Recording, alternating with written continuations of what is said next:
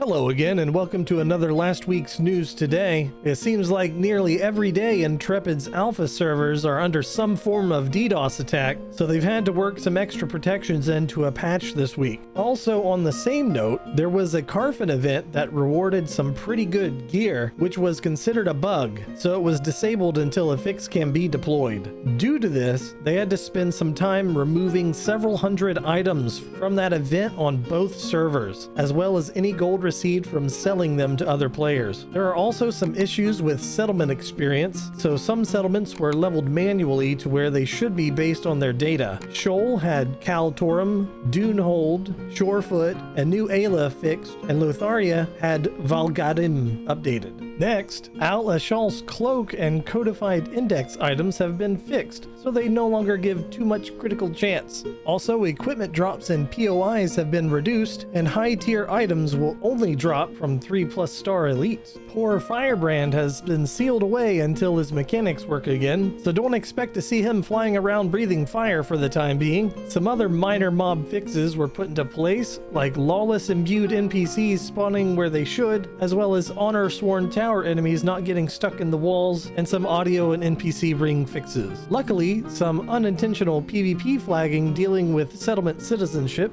ignoring healing restrictions, and going through anyway, was fixed. We also got some economy fixes. Some learned recipes that weren't showing up in the crafting stations can be seen, although no list of which ones was given. Farmed flax can now be used in more recipes, alongside some tailoring recipes which were fixed and can now be crafted. Yet again, we'll have to go in-game to see which ones might be working. Hawks now have an increased chance of having huntable ones spawning, hopefully allowing people to escape the anvils. And tanning got some reagents added to the skin carcass recipes. Settlements got a few updates, most notably to the warehouse and marketplace, to make the NPCs more accessible with the hordes of players standing around them. If you were waiting for it, the new Ayla commission board is working properly at the Tier 4 town stage. Also at the same stage, Miraleth had an NPC issue fixed where enemies were incorrectly spawning there at night. While harbors no longer show up in commodity prices sell window for settlement commodity crates, and vice versa with settlement for harbor commodity crates. The Stones of Turamadu quest got an update that has the stones required be dropped by Arlogian wolves, and Seek the Source quest is now completable due to the bugs that prevented characters from interacting with objectives being fixed. And some minor changes to help people from getting stuck along the way to Hammer Rest and a cliff near Samia's Hope,